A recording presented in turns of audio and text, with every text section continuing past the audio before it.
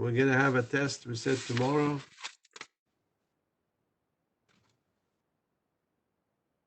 Let's see.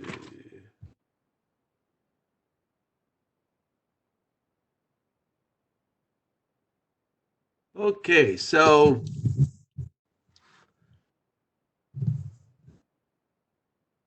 go back to your answer. I mean, review question on page. If you have the book,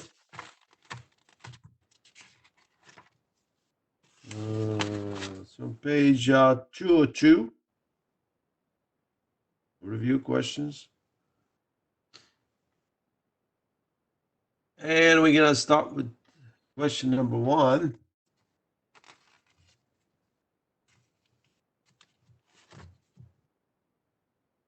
We said that you are something named primordial in file and storage services. What can you do with it? What do you think?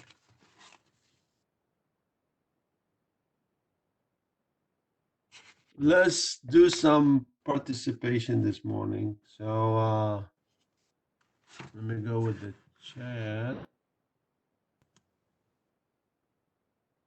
So what are we gonna do with the primordial? What you do with it? You create what? A storage pool. Okay, we use a storage pool for that. Now, what type of storage layout does storage system support? Choose all that apply. That's on page 165. So if you open page 165, so basically they tell you what you can do with the storage space. You can make them what? Simple space, which is RAID 0, right? You can do a mirror, which is RAID 1, and then you can do parity, like RAID 5. That's basically what RAID parity. So, of course, you need to have some previous knowledge what we mean by RAID 0, RAID 1, and RAID 5. So, any question about this? Anybody does not know what RAID 0 means or simple space mean? It's good to speak up now than later. Anyway, so if you don't say anything, I assume you know.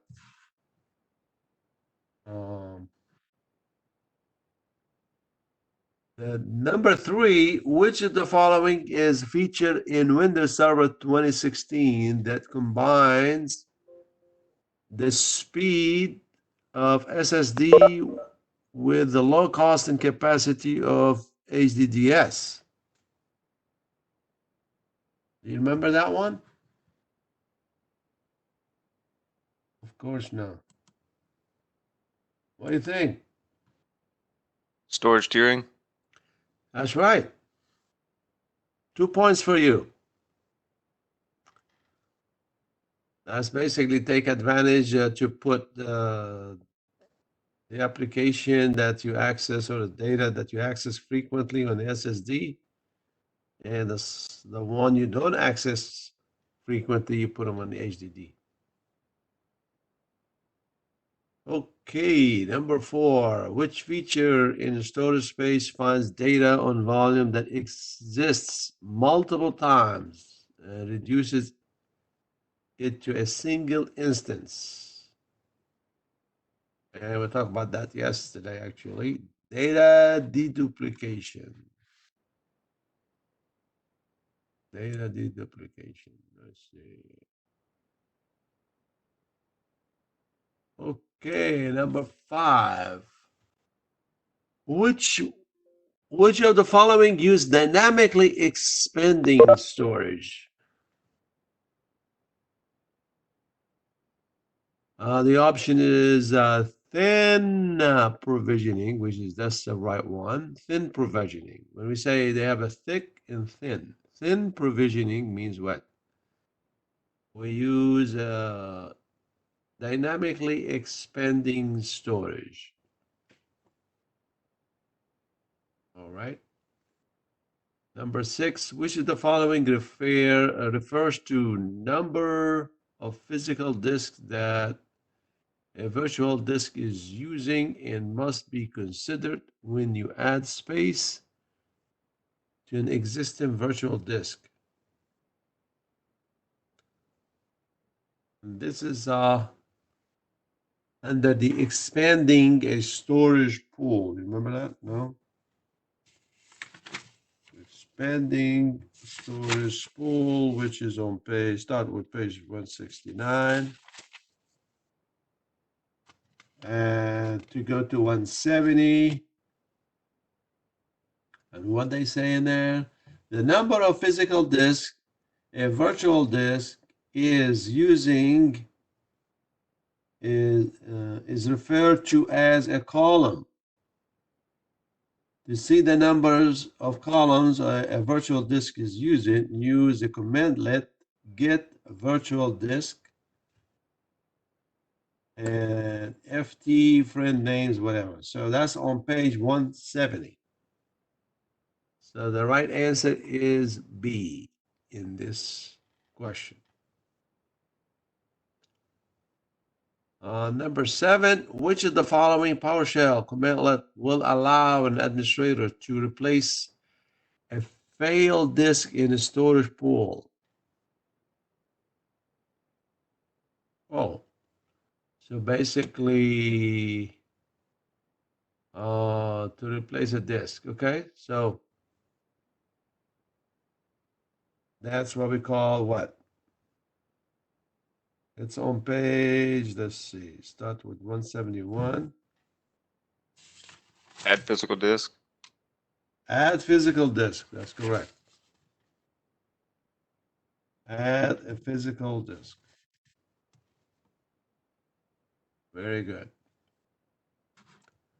So when you add a physical disk to a storage space, which of the following allocation type will determine how the new disk will be used?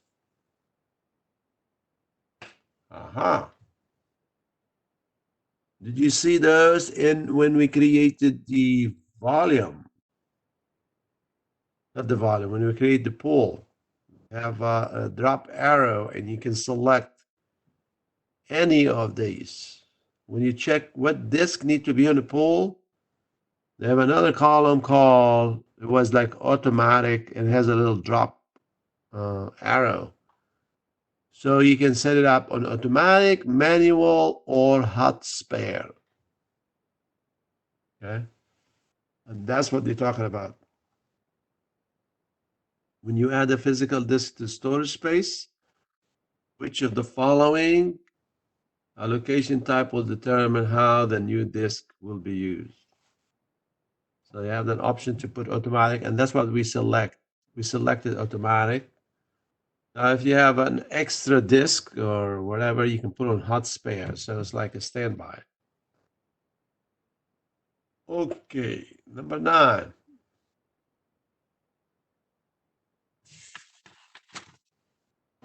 Which is based on page 173. What feature in Windows Server 2016 will allow storage spaces to place copies of data on a separate enclosure, ensuring that if an entire disk enclosure fails, the data is maintained? And that's enclosure awareness,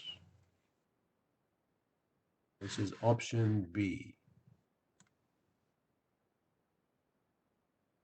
All right. I think we answered for 10. Which of the following physical disk arrangement will allow you to set up a tier storage configuration?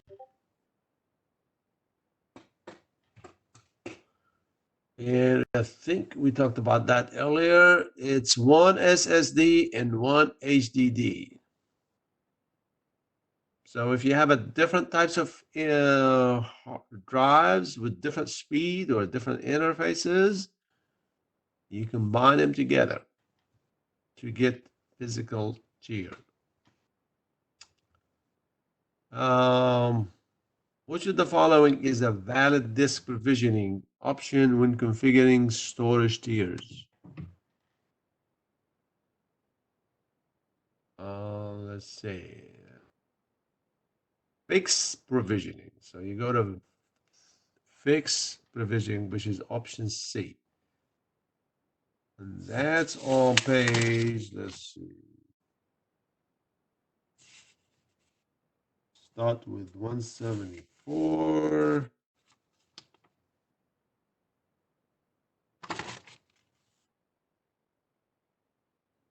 Yeah, start with 174 and 175. Fixed provisioning.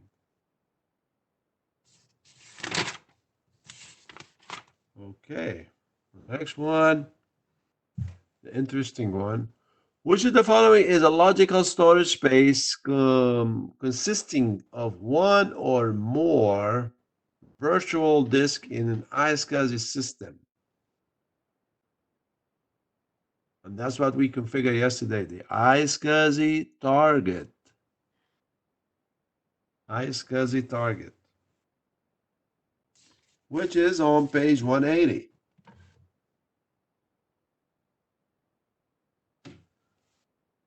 iSCSI target. Now, what does iSCSI use to reference a logical drive provided by the iSCSI target? So, what does iSCSI use to reference a logical drive provided by the iSCSI target? And we call it iSCSI LUN, which is on page 180, the bottom of 180. iSCSI LUN is reference ID to a logical drive that iSCSI initiator uses when accessing storage on the iSCSI target server. So page 180. Now, on page number 14, if you enable authentication on iSCSI target, what authentication protocol is used? We seen the screen yesterday, but we don't check it. We CHAP. Whenever you do the configuration for the iSCSI target, so we use a CHAP.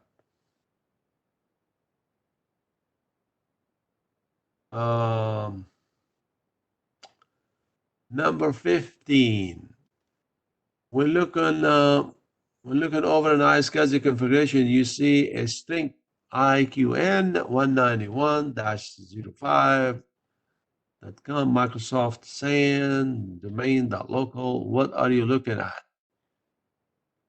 And that's what we call iSCSI qualified name, or IQN, iSCSI qualified name, or IQN. So the answer for this question is D. Okay, number 16. You want to be able to group iSCSI devices and manage them from a central server. What should you install? ISNS. Remember that? What the ISNS basically allow you to do management, and basically it's like a database. You make it basically the target, identify the initiator, and vice versa. So it's like a DNS in it makes you discover it. They discover each other's. The initiators they discover the target. And that's what we call the ISNs. give some examples instead. So option C. Now, which of the following is an enhancement to Ethernet that provides additional feature for use enterprise data center where center clustering and SANs are in use? And that's what we talked about yesterday, called DCB, data center bridging.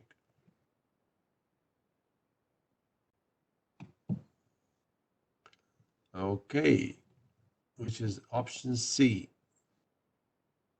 Number 18, in iSCSI deployment, which is the following allow bandwidth to allocate on a per protocol basis, guaranteeing that iSCSI target gets a minimum of network bandwidth? Oh, we know that. This is quality of service. Quality of service. Number 19, and that's what we did yesterday also. Which is the following will allow a server with 2 or more interfaces to provide fault tolerance for Windows storage network, including iSCSI SANs. And that's why we say we need some kind of redundancy, and this is what we call multi-path I/O. Multi-path input-output. So that's basically what that means. Multi-path input-output. And this one, I think it's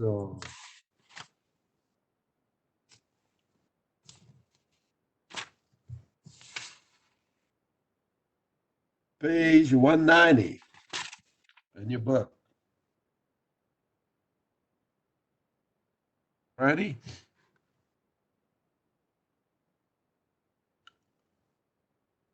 Okay, the other one talks about, Mr. Charif, yes. we're using the ebook and it doesn't have the questions in the same order that you got them. So whenever you ask a question, we have to search for the question. So it doesn't have pages or anything. I just wanted to let you know. Oh, they don't have the pages? Mm-mm. Yeah, it's like that on mine as well. So I assume that's the Cengage that has them mixed up like that. Oh, so you don't have the physical book, right? No, sir. Just the ebook. No, Oh, so the page number I'm referring to y'all, you didn't see it. It's a different page numbers, I guess.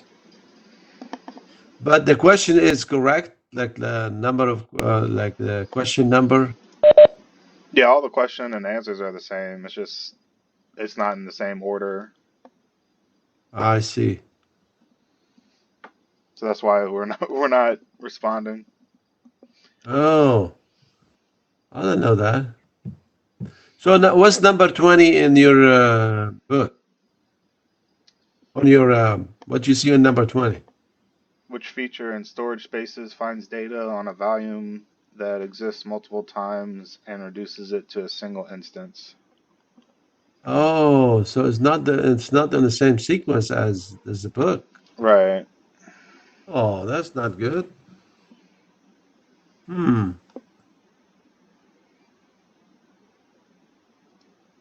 And it's So, different from person to person too. So it's not, even if you went online, we couldn't follow the same order. oh,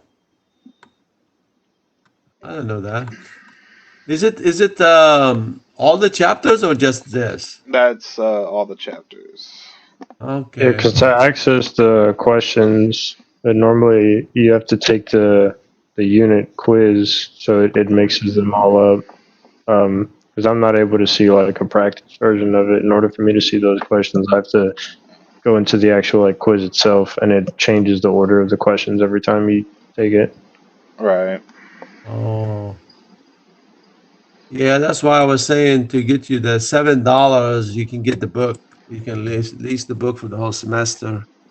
And it's really worth it because there's a lot of stuff, and they have a lot of labs too. So Oh, they have additional lab beside the online. we have access to all that in the ebook. It's just the quiz is different. Well, the quizzes is not okay. That's not. This is they call it.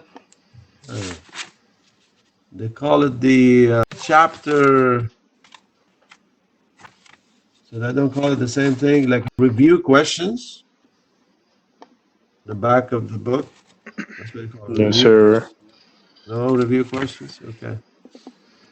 So I think I need to read the question, and give you a chance to see it, to refer to it. Okay. Do you have this question?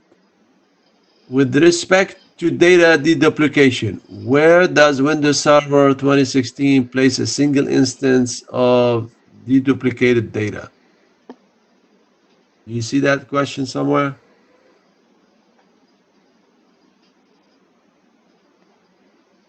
Yeah.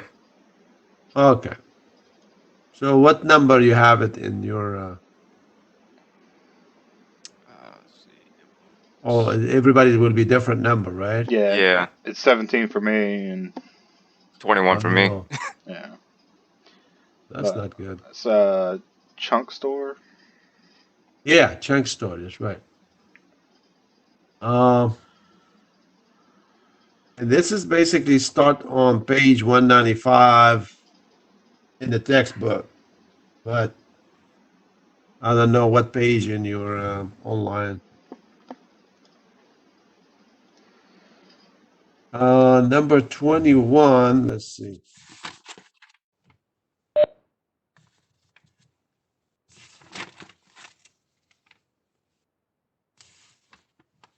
Number 21, they talk about after installing data deduplication, which of the following tools will allow you to run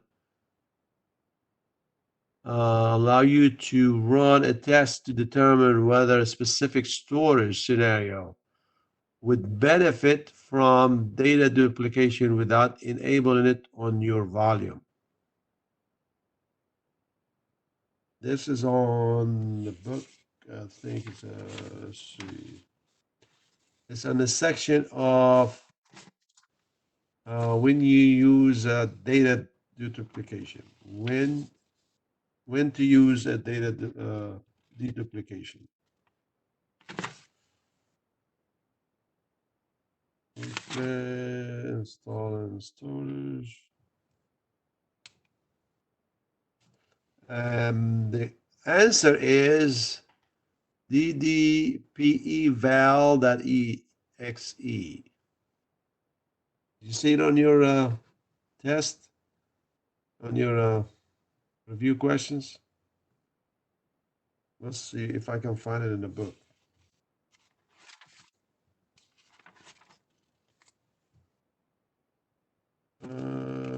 Install. Yeah.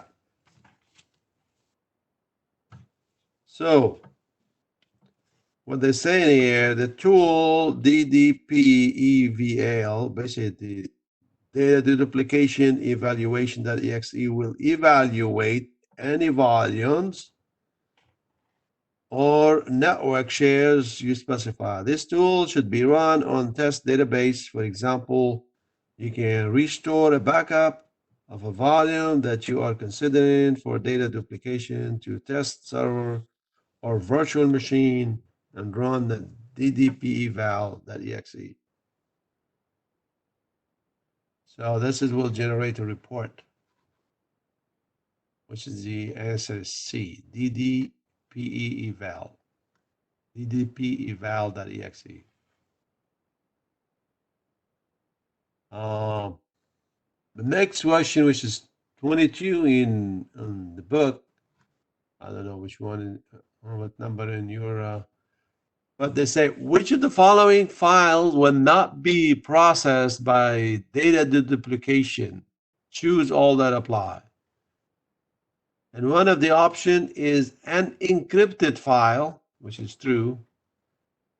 and the other one is a 16 kilobyte file. And that's not going to be processed by data deduplication.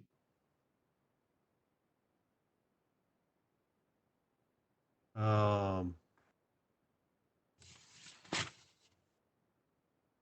this is under implementing data deduplication. So if you have the book, will be on page, let's see.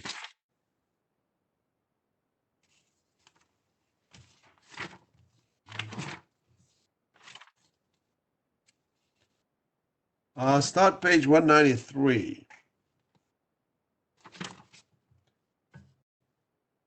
So that's basically with the information in there. Okay. So number 23, which the following PowerShell command allow you to view the amount of save space and the percentage of saving of a volume when utilizing data deduplication. And the commandlet, they tell you to get dedup volume.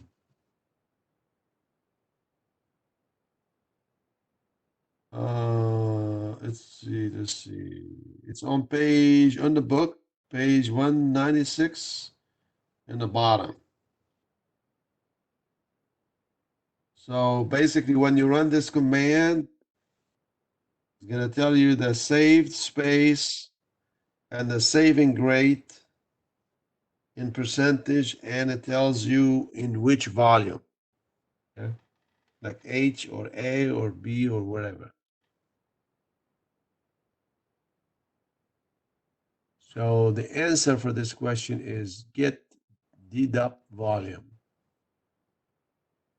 Now, number 24, which of the following means that individual data block or blocks on the disk are copied as they change, as opposed to a file level replication, which replicates entire files as they change.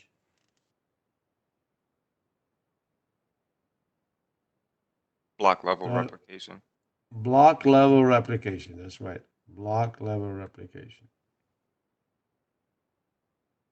And the last question, which is on the storage replica scenario. Storage replica use scenarios. It's on page 198. Let's see.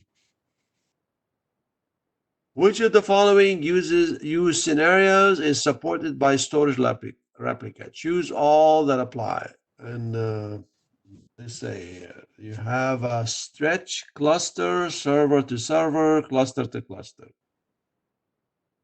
Stretch cluster, server to server, and cluster to cluster.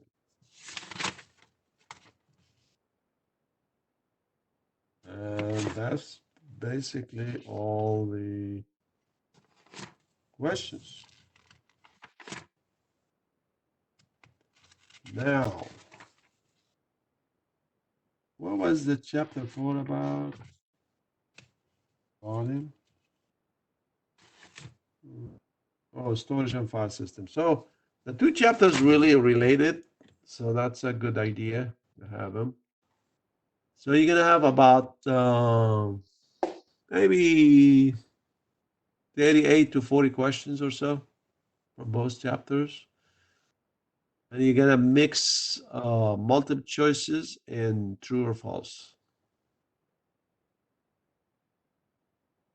And the test tomorrow at 8. Going to be activated. You go to Canvas and take it. Any question so far? Let me go look at something in your at Canvas and see what's going on. So like.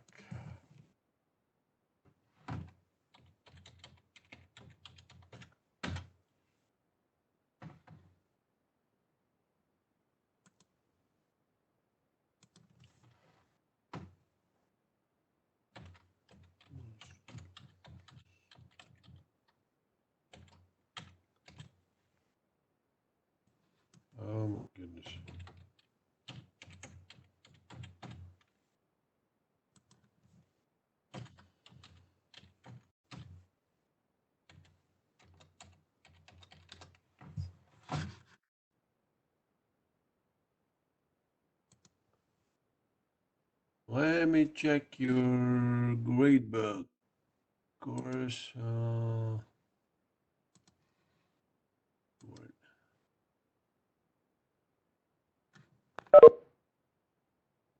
Come on, dashboard. Okay. And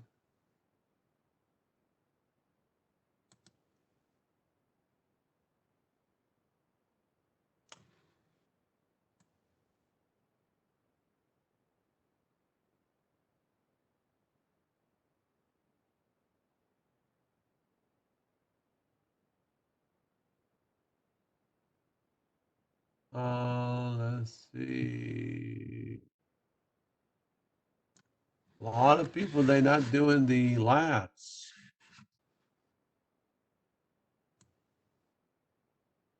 Lab simulation, you're doing it.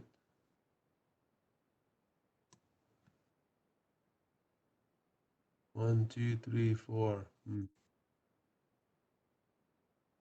Only about 4 people doing the lab. Same people doing the lab. Same. What about the rest?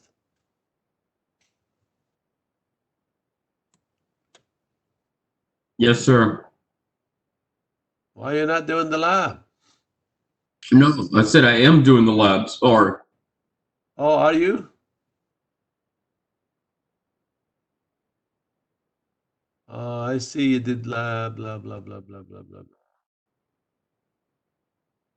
Okay, so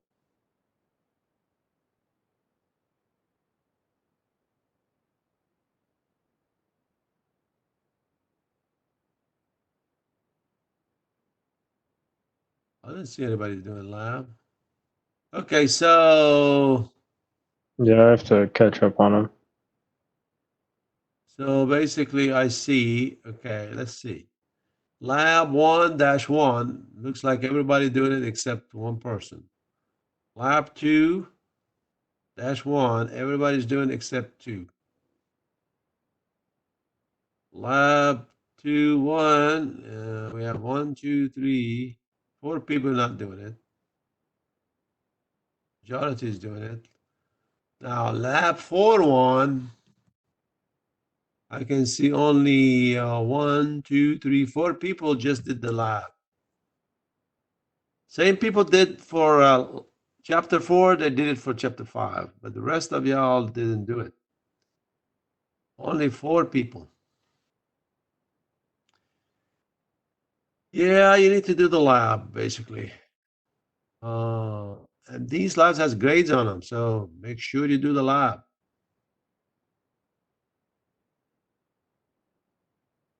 Is there any reason why you're not doing the lab? Don't have time for it? I've just been spending a lot of time reading the chapters, and then I've been doing the quizzes. I just forget to do the labs. I just have to go back and finish Let's them see. off.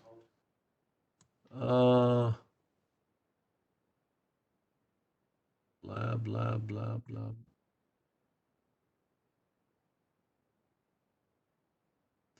Even the quizzes, some people they're not taking it. Some people they do the quiz, some people not. Okay.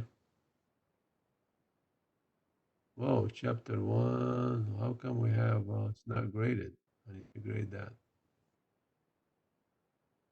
Oh, I can see the people doing on some of the quizzes. Yep. Okay. Yeah, try to catch up with the lab, please. This is part of your grade. So tomorrow we're gonna have test 4 and 5. And we need to start chapter 6 on Thursday, which is implementing virtualization, Hyper-V. So, and Thursday and Friday, we're supposed to finish chapter 6. Oh, that's a long chapter, though. I don't know if we can finish it in 2 days. I think we can. Then we need to move to chapter 7 in storage, quality of service policies, and all that stuff. For chapters 6 and 7 in the book that you're going through, did they, because on Cengage it has Unit 6 is implementing virtualization part 1, and then Unit 7 is part 2. I don't know if it's also like that in the book. Yeah, that's it. Okay. I just wanted to make sure because I know you'd said chapter 6 was long. I didn't know if it split it up in the book or not. Well, the reason it's long because they have a lot of labs. They have labs on it. Ah. So this is a good chapter to practice. Now, somewhere in your online book, whatever you want to call it, they have some kind of, in the beginning of the book, they have some kind of, they give you some kind of layout or topology to do to create virtual machines. Let me see.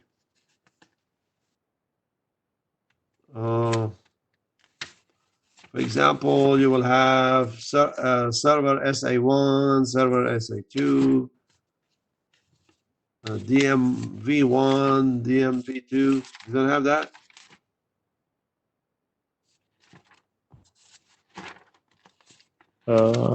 I don't see it. Server DC1, server DM1, server DM2, server SA1. In the book, they call it's on the XXIII, which is the beginning of the book, before even the chapter. They call it a lab setup guide.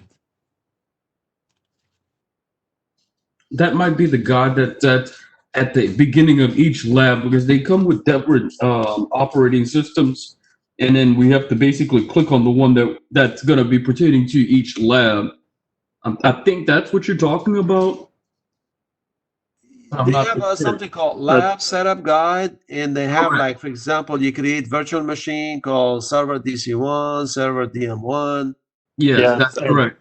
Yeah, I think they do it automatically for us. Like you were Oh, saying, it's because done when you go to the lab, it has all the machines that you need set up already done for you. So I think that's what that is in the book for if you had to set them up Okay. manually. But You I see, don't see we used to anything do for that. those. We used to do that on the class. So you create all those.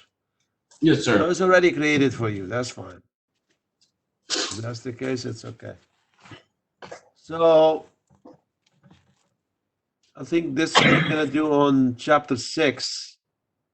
I'll show you how to create a couple of them and how to back up or copy VM and duplicate it, replicate VMs and all that stuff.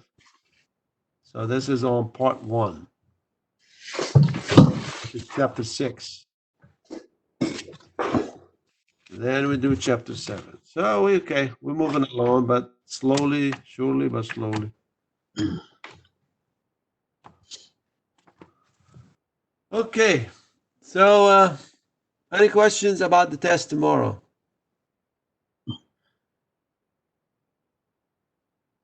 No, sir.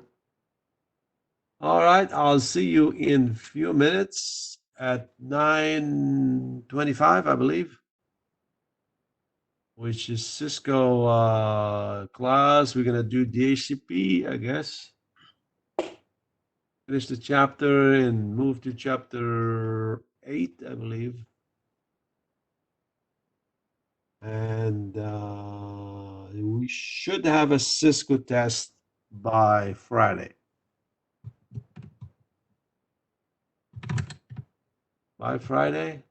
Today's what? Wednesday, Thursday? Yeah, we should have it by Friday. Today's Sure. Tuesday. And Monday we'll start new chapter 9. Because we have a lot of chapters in Cisco. How many chapters we have? 15. 15 chapter. Let's see. We are on chapter 9. Yeah, we need to speed up the process a little bit. Okay. If you don't have a question, I'll see you at 9:25.